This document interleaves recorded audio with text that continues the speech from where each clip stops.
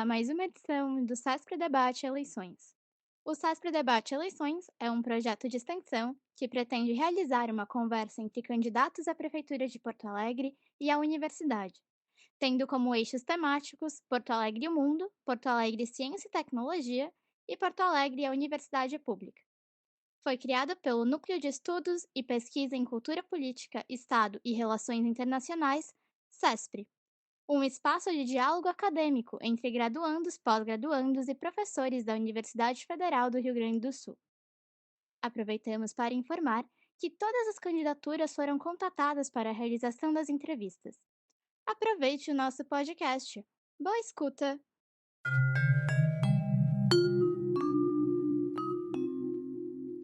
Olá, este é o podcast CESP Debate Eleições 2024, uma série de entrevistas com os candidatos e candidatas à Prefeitura Municipal de Porto Alegre neste ano. O projeto é uma iniciativa do Núcleo de Estudo e Pesquisa em Cultura Política, Estado e Relações Internacionais da URGS, o CESP. Eu me chamo Rafael, sou estudante de Relações Internacionais na URGS. Eu sou Bianca, mestre em Ciência Política. Eu sou Amanda, graduanda em Ciências Sociais. Hoje, a entrevista é com a candidata Fabiana Sanguiné, filiada ao Partido Socialista dos Trabalhadores Unificado, PSTU. A candidata tem 47 anos e é técnica de enfermagem no Hospital Materno Infantil Presidente Vargas. Entre outras iniciativas, foi dirigente do Sindicato dos Municipários de Porto Alegre e da Associação dos Servidores da Saúde. O candidato a vice em sua chapa é o professor Regis Zerturi, também filiado ao PSTU. A entrevista está separada em 3 eixos temáticos: Porto Alegre e o Mundo, Porto Alegre Ciência e Tecnologia e Porto Alegre e a Universidade Pública. Candidato, muito obrigado por aceitar o convite e seja bem-vindo. Então, muito obrigada, candidata. Como meu colega já trouxe um pouquinho, né? Então, eu vou começar com o nosso primeiro eixo, que é Porto Alegre e o Mundo. Então, só trazendo aqui um pouquinho de contexto, né? Porto Alegre é uma cidade que recebe eventos internacionais. Faz alguns anos que aqui ocorre o South Summit. Antes nós recebíamos o Fórum Mundial Social, que era outro encontro com grande capacidade de projetar a cidade para o mundo. Então, tendo em vista esses exemplos, né, que a gente trouxe aqui, como você acha que a nossa cidade pode, em 2024, se abrir ainda mais para o mundo? Você possui propostas para estabelecer contatos internacionais para Porto Alegre, seja com prefeituras, né, de outros países, empresas internacionais, ou mesmo propostas de novos eventos que possam ocorrer na nossa cidade, né? Então, o que você pode trazer para a gente um pouquinho? Então, assim, primeiro queria agradecer o espaço, né? A gente está nesse processo aí de disputa eleitoral, um país com uma legislação extremamente antidemocrática, uma mídia hegemônica que também é antidemocrática, que se utiliza muito bem dessa legislação aí para privilegiar grandes grupos econômicos. Então a gente agradece o espaço, acho que é extremamente importante que a população tenha o direito de ter acesso a todos os candidatos que disputam o pleito, assim como seus programas e suas defesas para a cidade. Nós entendemos que sim, Porto Alegre é uma cidade muito importante assim, no nosso país. A gente viveu agora no último período, além dos exemplos que vocês deram, a gente tem vivido no último período situações que são emergenciais aí e que nos colocam aí numa discussão de que mundo que a gente quer, né? Que país é esse, que sistema econômico é esse que a gente vive. Nós do PSTU somos um partido socialista, revolucionário e internacionalista, isso é importante dizer. Então a gente entende que a saída para os trabalhadores desse caos que a gente vive na cidade, que não é só em Porto Alegre, mas no mundo como um todo, para os trabalhadores, ele não se dá só de forma localizada. Portanto, ele precisa de uma transformação social a nível estadual, do país e a nível mundial. A gente pensa a cidade dentro de um projeto para o país e para o mundo, né? Falasse aí do Fórum Social, enfim, a gente concorda com aquele slogan que um outro mundo é possível e a nossa luta é nesse sentido. A gente só acha que não é possível por dentro das reformas do capitalismo, né? O capitalismo é um sistema econômico extremamente brutal para a maioria da classe trabalhadora, né? 99% da população em benefício de uma classe social aí, que é 1% dessa burguesia, dessa elite econômica, que se privilegia da superexploração, da destruição da natureza, enfim. A gente viveu no último período aí as questões dos eventos climáticos, a gente já vive uma realidade que dialoga diretamente com a emergência climática, que para nós, no nosso entendimento, tem tudo a ver com a forma com que se produz e se distribui a riqueza dentro desse sistema econômico, político e social em que a gente vive, né? Que privilegia o lucro imediato para uma pequena burguesia, para uma elite econômica, ou seja, tudo que se produz coletivamente não se usufrui coletivamente, né? É em benefício de uma pequena elite, né? E a gente precisa pensar esse mundo, porque a emergência climática já nos coloca isso de forma muito evidente, né? Ou a gente pensa esse sistema em que a gente vive, a forma como a gente produz, a forma como a gente destrói a natureza agora, para ontem, ou não vai ter futuro para a humanidade. É isso que está colocado, né? A possibilidade da gente ter ar para respirar amanhã. Tem todo um anúncio da Prefeitura de Porto Alegre, que saiu ontem, se eu não me engano, avisando sobre as fumaças das queimadas de São Paulo e Minas Gerais aqui, né? E da problemática para a saúde da população. A gente botaram fogo em São Paulo e Minas Gerais, né? E a gente precisa dizer por que este fogo, né? Não é só a emergência climática. Primeiro que a emergência climática tem a ver com a forma que a gente produz.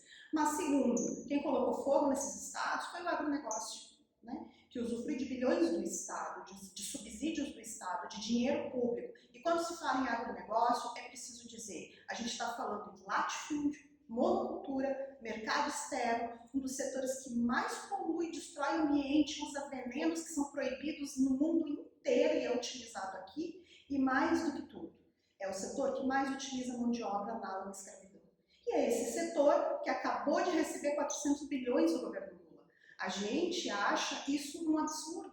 Não é possível que o setor que mais destrói a natureza, que no Brasil é responsável por 75% das emissões de gases do efeito estufa, esteja sendo sustentado por dinheiro público. E quando se fala em dinheiro público, e aí o governo Lula enche a boca para dizer é o maior plano safra dos últimos tempos, que assim, muito dinheiro. E quando se fala em dinheiro público nesse país, é dinheiro da classe trabalhadora dos mais pobres, porque bilionário não paga imposto neste país. E eles estão sendo sustentados por nós. Então, a nossa candidatura, a nossa proposta é uma proposta de enfrentar esses setores, de enfrentar os governos que gerenciam o Estado em benefício desta burguesia e enfrentar diretamente os donos do poder, os donos da cidade, porque o agronegócio é muito forte no Estado e na capital, né? E aí a gente está falando de grandes empresas multinacionais, de famílias multibilionárias que utilizam o Estado para se beneficiar. Tá bem, candidata, muito obrigado. Seguindo ainda no eixo Porto Alegre e o mundo, trazendo agora um outro debate de discussão a nível internacional, que é o debate da caminhabilidade. A caminhabilidade ela tem a ver com a relação de pertencimento à cidade, ela está aliada ao senso de bem-estar, de segurança e à ocupação de espaços públicos. Atualmente, os bairros centrais da região de Porto Alegre têm uma integração interessante entre si, com a utilização de meios de transporte alternativos, como bicicletas, patinetes ou até mesmo pelo próprio caminhar. Então, tendo isso em vista, de que forma você acredita que Porto Alegre pode se inserir nessa discussão com a atual situação da mobilidade urbana da cidade? Acho que é uma discussão muito importante que, inclusive, dialoga com a questão que a gente estava falando anteriormente, né? Que tem tudo a ver aí com pensar a questão da emergência climática, pensar a forma como a gente se organiza em sociedade, que tem tudo a ver com a forma que a gente produz em sociedade, que esse sistema econômico produz, né? A questão da organização urbana é muito importante, assim, a gente entende que o transporte público ele é fundamental para a população. E ele é um direito público, um direito essencial, assim como a saúde, assim como a educação. Nosso programa prevê incentivos, aí assim, ó, parar de dar dinheiro público para grande bilionário, multinacional, que não investe aqui dentro, que joga tudo para fora, que não paga imposto nenhum, para investir esse recurso na necessidade da população. A população tem necessidade hoje, até para poder respirar e parar de poluir, em transporte público coletivo de massas, né? A gente está falando em não só ônibus, né? Ônibus que utilizem energia limpa, né? Agora Porto Alegre comprou 12 ônibus aí que utiliza energia limpa, mas entregou para a iniciativa privada, né? Então, assim, a gente acha ótimo que a tecnologia nos possibilita melhorar em alguns aspectos, mas se entregou tudo para a iniciativa privada, né? Então, assim, a gente entende que precisa ter transporte público coletivo, gratuito, de qualidade para a população, né? Melhorar a qualidade do transporte. O transporte hoje, o MERI conseguiu privatizar a Carris a preço de banana, conseguiu aumentar a vida útil dos ônibus da Carris, que continuam sendo muito poluentes, né? E aumentou as passagens, tirou o meio passe dos estudantes, aumentou a idade dos idosos e o transporte continua horrível, né? O transporte público de Porto Alegre é de péssima qualidade. Tem que investir na qualidade desse transporte, mais linhas, mais horários, ônibus melhores e mais do que isso. Investir em trem, né? No Transurb está parado, aí a gente sabe que é responsabilidade do governo federal, mas é uma defesa nossa já como política municipal de tensionar nesse sentido. Investir em metrô na cidade, investir em trem, em ciclovia, porque assim, qual é o problema? A lógica do sistema tem um viés totalmente rodoviarista, que é privilegiar a indústria automotiva, que é privilegiar, inclusive, a extração de petróleo. Aí está o Lula lá falando, a gente vive um horror da emergência climática, inclusive com muita insegurança a respeito do futuro. Lula faz uma fala muito bonita nos organismos internacionais, mas chega aqui e defende a extração de petróleo na margem equatorial, né? Que é uma luta aí para que não aconteça. A gente precisa que a Petrobras invista em energia limpa. E aí a gente defende, só vai acontecer isso se for estatal, se for uma empresa para atender as necessidades da população e não dos grandes grupos econômicos. Então, assim, a reforma urbana que a gente defende, ela se enfrenta diretamente com esses setores, né? Com os setores, com as grandes famílias que controlam o transporte urbano, porque não tem nenhuma transparência, né? Ganham subsídios do governo sem nenhuma transparência dos seus lucros, diminuem os horários, péssima qualidade dos ônibus e o lucro está indo para os bolsos deles. E mais uma coisa, mais importante, assim, transporte público não pode ser público só no nome, ele precisa ser gratuito. A gente diz saúde pública gratuita, educação pública gratuita e o transporte também precisa ser gratuito, porque é um direito fundamental da população de ir e vir, né? E isso não acontece. E a gente entende que só é possível acontecer se o transporte for municipalizado como um todo, para atender as necessidades da população e não aos grupos econômicos ligados ao transporte, aos tubarões do transporte, né? Teve toda uma luta em Porto Alegre, que começou em Porto Alegre, Santa Catarina, mas se espalhou no Brasil inteiro, que falava lá da tarifa do transporte desde 2013, e essa luta ainda não acaba. Ela não se resolveu, né? Porque esses grupos econômicos continuam gerenciando a cidade, mandando tanto na prefeitura quanto na Câmara de Vereadores, né? Então a gente precisa enfrentar esses governos que beneficiam e privilegiam esses grandes grupos econômicos. Então, primeiro dizer assim, para encerrar essa pergunta, que eu acho que eu já estou passando no tempo, a gente defende reestatização imediata da Carris, com a revogação da demissão de todos os motoristas e cobradores de ônibus, com a readmissão desses cobradores. É um absurdo que esses trabalhadores, os motoristas, hoje estejam exercendo a função de 2, 3 trabalhadores dentro dos ônibus cada vez mais precarizados, cada vez mais lotados, sem condições de... Os ônibus pegam fogo hoje em Porto Alegre, gente. Na periferia, os ônibus pegam fogo. E é isso que esses governos que administram os grandes negócios da burguesia fazem com a nossa população. Então, aproveitando que você trouxe um pouco ali sobre o Transurb, enfim, queria saber, candidata, para você, ainda é possível que essa inserção seja feita trazendo uma perspectiva de descentralização, considerando, por exemplo, a diversidade da localidade dos campos universitários mesmo, trazendo essa noção de mobilidade pública de maneira segura e acessível para outros espaços que não a região central? Isso é um problema, né? Assim, Porto Alegre ainda tem muito investimento no centro da cidade e a gente vê assim, pouquíssimo investimento quando se fala em cultura, planejamento urbano, educação, transporte, é o caso mais evidente, né? Assim, tem pouquíssimas linhas de ônibus que chegam às periferias mais distantes, aí é 1 hora de espera. nos domingos e feriados, então pior ainda, né? O centro da cidade é muito mais abastecido, né? Então essa é uma necessidade da população, que a gente possa discutir comércio, cultura, estudo, lazer, trabalho, promoção de vagas de trabalho nas periferias de forma descentralizada. Mas qual é a questão que está aí no centro dessa logística, né? De novo, o interesse de grandes grupos econômicos, né? A cidade está entregue nas mãos de grandes construtores, né? A gente vê aí toda uma revitalização do centro de Porto Alegre que diz respeito a interesses, por exemplo, da Melnick no centro de Porto Alegre, né? Toda a revitalização que eu não defendo aqui, mas que aconteceu na orla do Guaíba, que destruiu a orla, que cimentou tudo, que só no Parque foram mais de 500 árvores derrubadas, que diz respeito ao interesse desses grupos econômicos que vão usufruir a orla, inclusive com entretenimento. E na periferia não tem sequer parques, não tem praça pública, não tem centros de lazer, centros culturais, não tem sequer escolas o suficiente, né? A periferia fica, de novo, a população pobre fica a ver navios aí em função do interesse dos grandes grupos econômicos, né? Então, assim, para resolver isso e para enfrentar essa questão e para resolver a necessidade da população, é necessário enfrentar esses grandes grupos que hoje são grandes construtoras que se beneficiam da política do município ganhando bilhões de subsídio.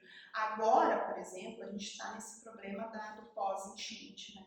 Então tem toda uma questão de moradia para ser enfrentada, né? Tenho andado muito na Zona Norte, assim, e a gente vê que as obras referentes à enchente sequer iniciaram. Para não dizer mentira, hoje, exatamente hoje, que a RBS começou a divulgar a agenda porque ontem saiu pesquisa dos candidatos e a RBS começou a filmar algumas agendas dos candidatos, hoje o Melo foi no Sarandi mostrar algumas coisas. Não fez nada ainda, nada com respeito à moradia.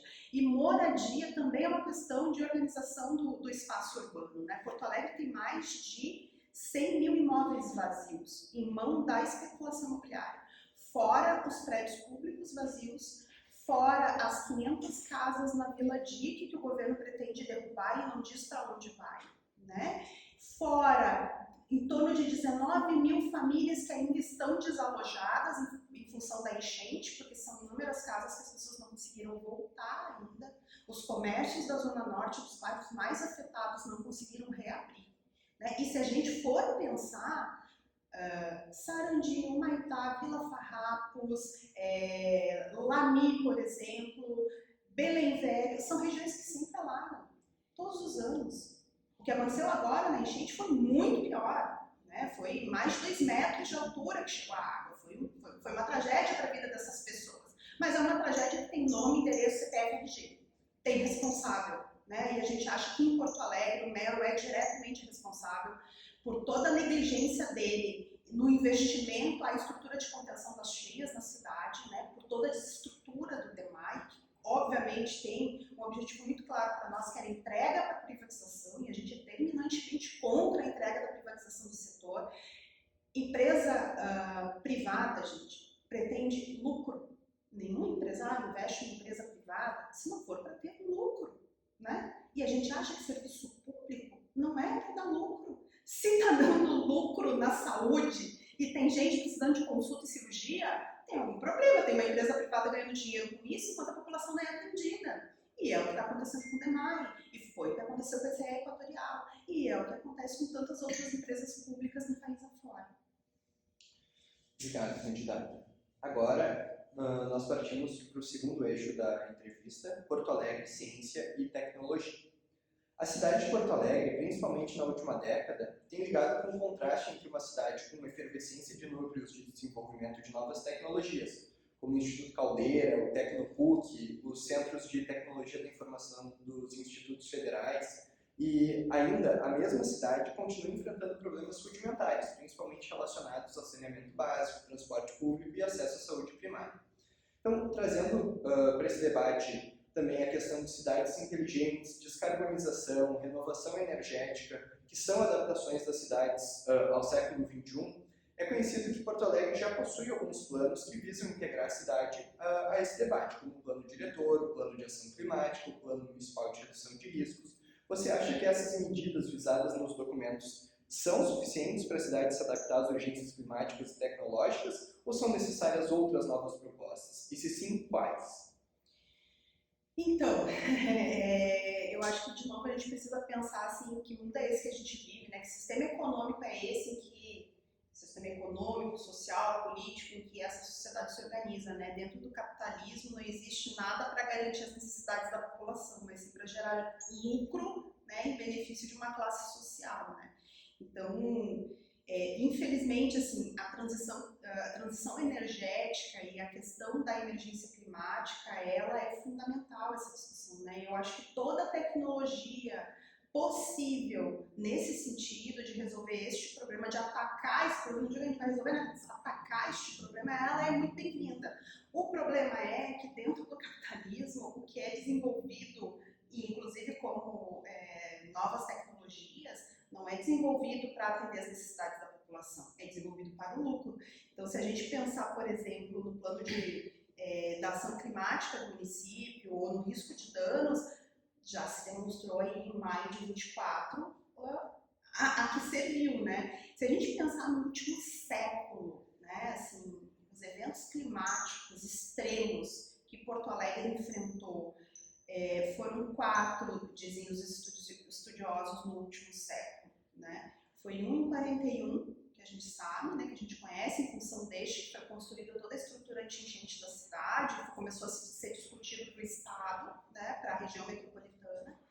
2 em 2023 e 1 em 2024, né? Foi setembro e novembro de 2023 e maio de 2024.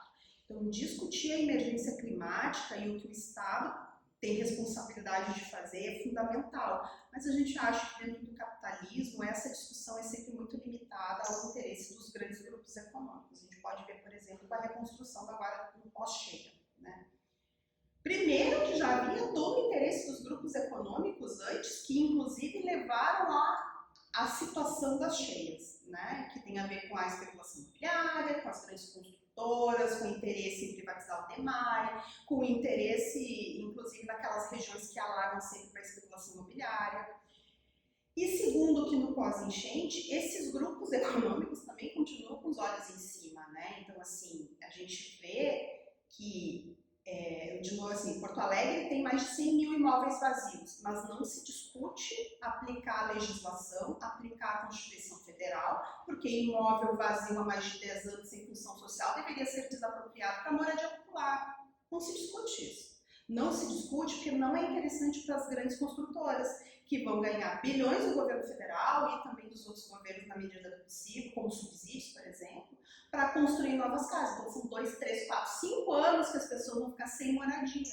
O governo Lula teve aqui, eu acho que o Lula teve aqui há mais ou menos 15 dias atrás, entregando residências a moradias, né?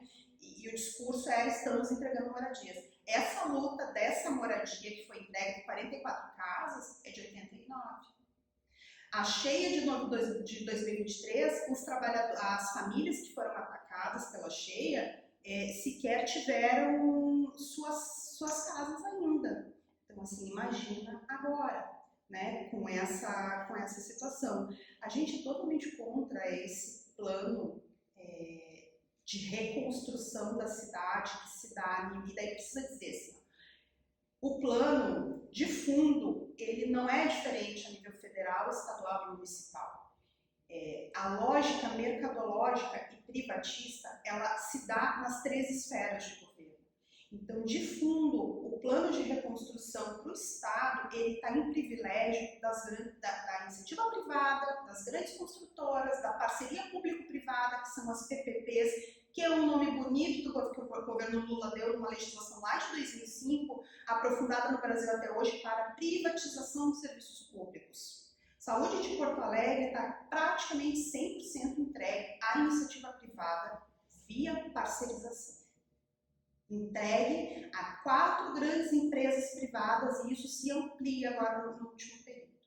E terceirização, que é uma forma de precarização do trabalho, né? A gente vai olhar o trabalho mais precarizado ele se dá via terceirização. E, inclusive, terceirização é uma forma que tem de legitimar mão de obra escrava.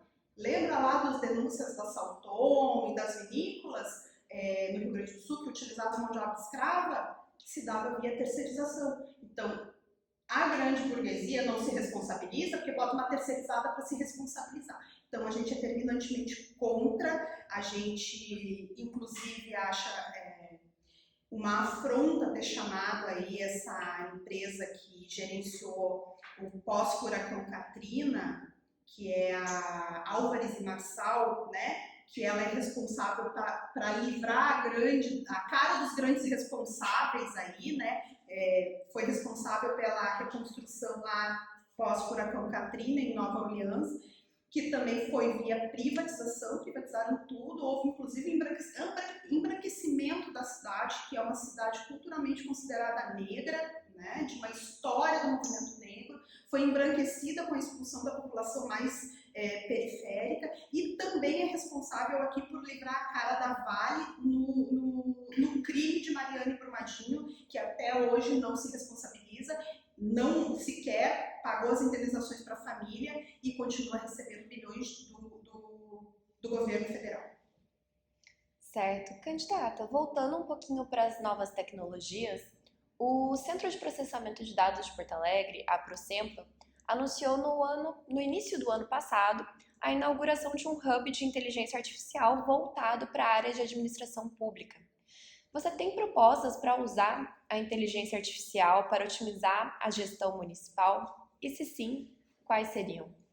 A gente acha que toda tecnologia desenvolvida ela seria maravilhosa para facilitar a vida das pessoas, né? Inclusive para a proteção da natureza, né? Para diminuição da carga de trabalho, sem diminuição salarial, obviamente, para melhorar a qualidade de vida, ela poderia ser usada em tantas coisas maravilhosas assim, né? Mas que no capitalismo ela é utilizada exatamente contra os trabalhadores, né? É impressionante que tudo que a gente produz no capitalismo como classe social, são os trabalhadores que produzem, a massa de trabalhadores que produz, acaba se virando contra nós, né? Então, ou sequer a gente pode se apropriar do que a gente produz ou aquilo vira contra nós. Vamos usar de exemplo aí os aplicativos, né? Os aplicativos de transporte, que poderia ser algo muito bom assim, para a classe trabalhadora se fosse para as suas necessidades. O que acabou acontecendo? Precarização do trabalho, né? Pejotização do trabalho, desvinculação de relações de trabalho, joga esses trabalhadores dos aplicativos numa situação bárbara de superexploração, mas tem uma empresa ligada à tecnologia ganhando bilhões em cima de uma massa de trabalhadores no mundo inteiro. Então esse é o problema, assim, a nossa candidatura, nosso partido, o PSTU, ele enfrenta essa situação. A gente acha que para resolver o problema da classe trabalhadora e da massa da população que a gente vive, porque 99% da população no mundo são de trabalhadores. Né? A gente está falando assim, no Brasil são 6 bilionários, 6 pessoas, vou contar aqui nessa sala quantos nós somos, né?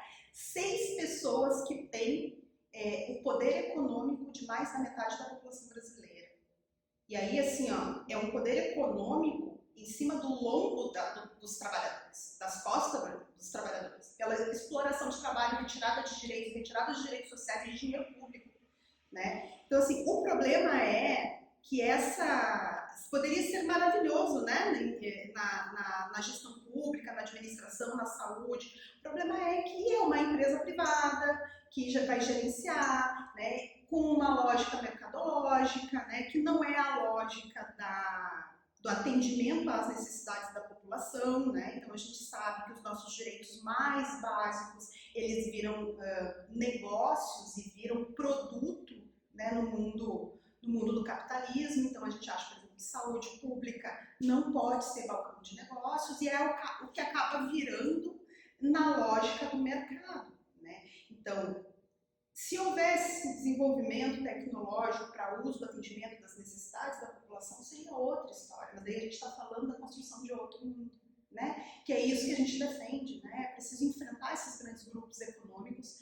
Hoje, as grandes big techs que estão atrás aí desse desenvolvimento tecnológico, né? A gente sabe que pesquisa de inteligência artificial entra na mão da Microsoft, Google, IBM, Amazon, enfim, outras grandes big techs aí, que inclusive se utilizam dos dados, né, que a gente lança aí e podem inclusive manipular processos eleitorais no mundo afora, e isso é brutal, né, para as liberdades democráticas no mundo inteiro. E essa geração de tecnologia está na mão de grandes empresários que utilizam isso, né, para disputar poder, espaço contra a classe trabalhadora, para superexplorar cada vez mais. Então é preciso enfrentar esses grandes bilionários, né? É preciso achar uma saída, e aí assim, é construir uma saída, e nós defendemos uma saída socialista, né? Que seja construída com a massa dos trabalhadores que produzem riqueza nesse sistema econômico, né? É preciso enfrentar esses grandes bilionários, é preciso derrotar essa política, até para poder proteger a natureza, para enfrentar a emergência climática, que eles são responsáveis por produzir, e garantir uma sobrevivência para o futuro, para os nossos filhos, né? Para ter condições de proteger a nossa vida. Né? Certo, candidata. Bom, durante o período das enchentes ocorridas em todo o Rio Grande do Sul, muito se falou sobre possíveis usos de tecnologia para evitar ou mitigar futuras catástrofes na cidade, como as cidades esponjas, as construções arquitetônicas que podem ajudar a conter o avanço da água, por exemplo. A partir disso, como você enxerga o futuro de Porto Alegre em relação às mudanças climáticas e como essa reconstrução pode servir de exemplo ao mundo aliando ciência e tecnologia? Então, assim, tudo está relacionado à resposta de quem planeja, quem executa e quem controla essa reconstrução, né? Assim, de novo, o exemplo lá do furacão Katrina, né? Assim, hoje a gente já fala no capitalismo de desastre. E eu costumo dizer, tem um dito por aí, assim, por onde a gente passa, assim, quando acontece tragédia para a nossa população, é sempre uma oportunidade de negócio para os grandes capitalistas, né? Eu sou da área da saúde, né? Então eu presencio o desmonte, o ataque à saúde. Eu trabalho há 25 anos no município de Porto Alegre. Trabalho na saúde desde os 18 anos, eu sempre trabalhei no SUS, né? Então, assim, por exemplo, na Covid, enquanto a nossa população morria sem ar, sem atendimento, sem desenvolvimento em pesquisa, sem vacina, sem oxigênio, 4 grandes empresários da saúde privada viraram novos bilionários no mundo lá na lista da Forbes, né? Então é isso que acontece no capitalismo, né? E quando é tragédia para nós, pode ser uma grande oportunidade de negócio para eles. E é por isso que a gente precisa de muita luta, muita organização dos de baixo para enfrentar esse andar de cima, né? Nós defendemos um plano de obras públicas em Porto Alegre, né? Se nós ganharmos a prefeitura, nós vamos implementar e vamos incentivar os conselhos populares nas regiões, né? Seja por área de moradia, por área de trabalho, por área de estudo, nas localidades que foram afetadas, né? Eu sempre cito como exemplo uma grande experiência que a gente tem vivido em alguns bairros que foram afetados. As pessoas têm se organizado, as pessoas têm se mobilizado para discutir a sua realidade. E se a gente sustenta esse Estado, e se esse país dá horrores de dinheiro público para bilionário, o exemplo disso é a Fraport, que é um escândalo que recebeu de dinheiro público, que já cobriu, acho, 2 vezes tudo que gastou com o aeroporto Salgado Filho.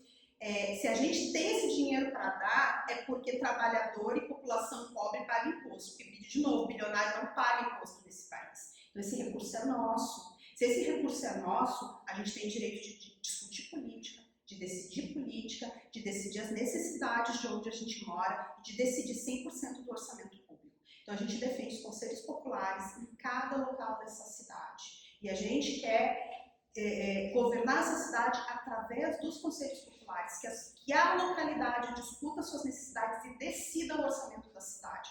Muito nos orgulha, assim, tem a comissão Fiscaliza Sarandi, que conseguiu, assim, olha, muitas conquistas aí no último período, exatamente se organizando de forma independente, indo para cima do governo, exigindo que se resolva o problema do bairro, porque assim, gente, é a nossa vida que está em risco, né? E trabalhador é solidário com o trabalhador, porque na hora da enchente a gente viu, né, o quanto o trabalhador socorreu o trabalhador, porque é isso, eu estou alagada, minha casa foi alagada, a história de vida das pessoas ficou mais de 40 dias na frente da casa sem a cidade poder recolher o lixo.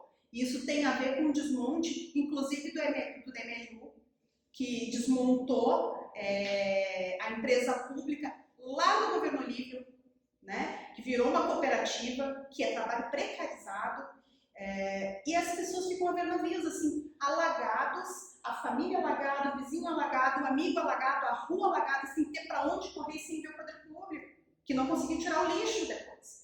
Então a gente precisa se organizar, se mobilizar, é a autogestão que a gente defende, a auto-organização, conselhos populares para decidir os rumos da cidade, né?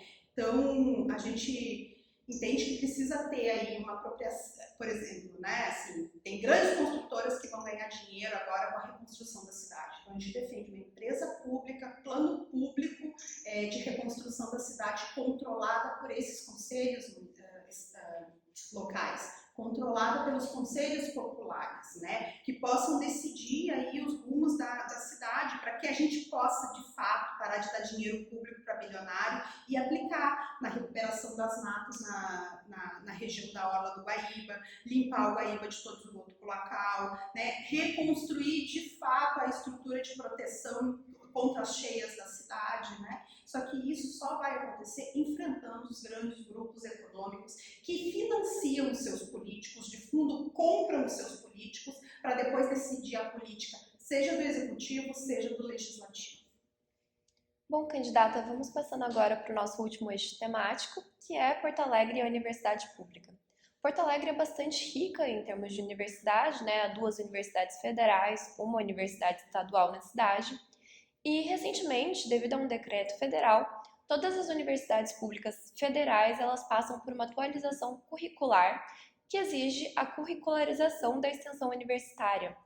Tendo em vista que esse movimento visa integrar ainda mais as universidades à sociedade, como a Prefeitura poderia usar dessa iniciativa de trabalhar conjuntamente com as pesquisas e os projetos de extensão universitários em prol do desenvolvimento da cidade? A gente acha que o papel da universidade deveria ser um papel ligado diretamente às necessidades da população, né, da região onde está localizada. O problema é que a gente vê um desmonte da universidade pública, houve agora no último período, através do orçamento do governo federal, né, do arcabouço fiscal do Haddad e do Lula, um corte nas verbas públicas que aí afetam a educação, afeta a saúde foi o setor que mais retiraram verba, afeta a assistência social, afeta o transporte público, afeta a vida das pessoas diretamente e afeta diretamente a universidade pública.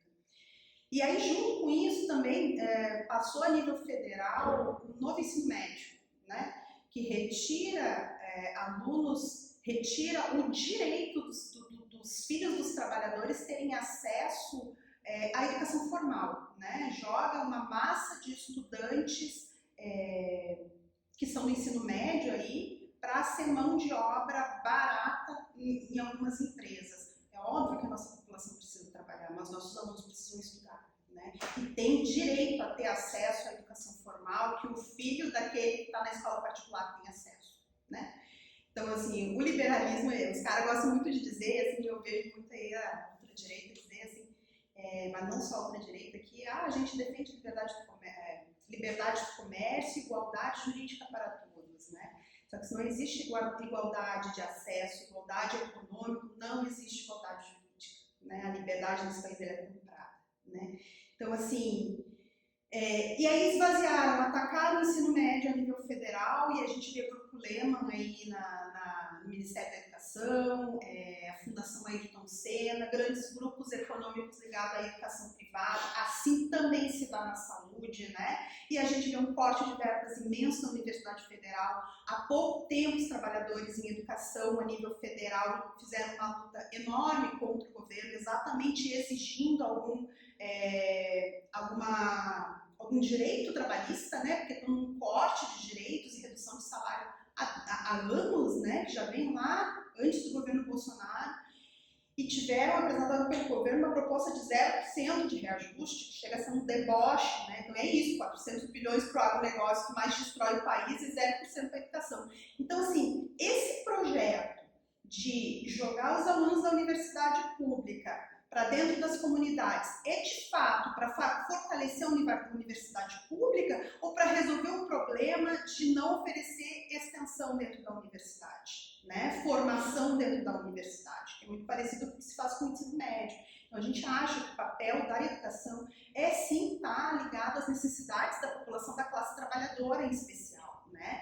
Mas isso se dá prioritariamente pelo fortalecimento da educação pública, né? E aí não tem fortalecimento de política pública sem orçamento. Não tem nem ensino médio, nem ensino básico, muito menos na Universidade Federal, e tem que trabalhar com pesquisa, né? Então é isso, de novo, dentro do capitalismo, eles usam as nossas necessidades contra nós, né? Então, é isso, assim, a nossa candidatura, ela é terminantemente contra esses grupos empresariais que aí estão abrindo um grande espaço de mercado dentro do serviço público, né? A gente acha que precisa enfrentar diretamente esses grupos, que a gente precisa enfrentar aí a ultradireita, que tem um papel absurdo, um neoliberalismo extremamente autoritário, mas o papel da esquerda reformista que está no poder, aliado aos grandes patrões, também não resolvem as necessidades da população, né? Então a gente precisa fazer esse debate com a classe trabalhadora, né? Eu sempre falo assim, tenho falado assim, né?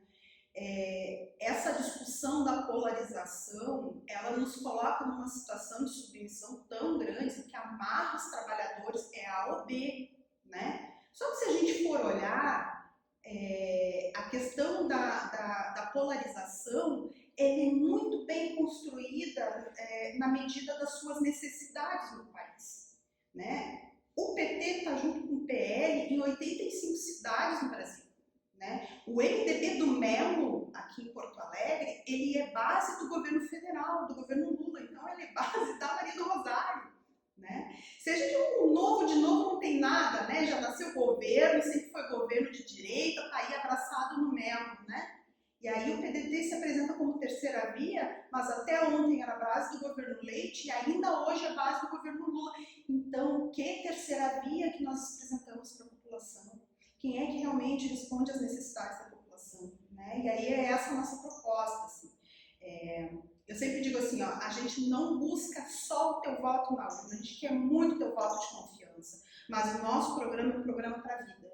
É um programa de luta que não acaba aqui no outubro, no setembro, no dia da eleição. Muito pelo contrário. É um programa que se aprofunda na medida em que se aprofunda as necessidades da classe trabalhadora. E o último período mostra o quanto a gente precisa lutar, o quanto a gente precisa se organizar contra todos aqueles que nos atacam. Porque a retirada de direito dos trabalhadores é brutal no Brasil inteiro, por todas as esferas de poder.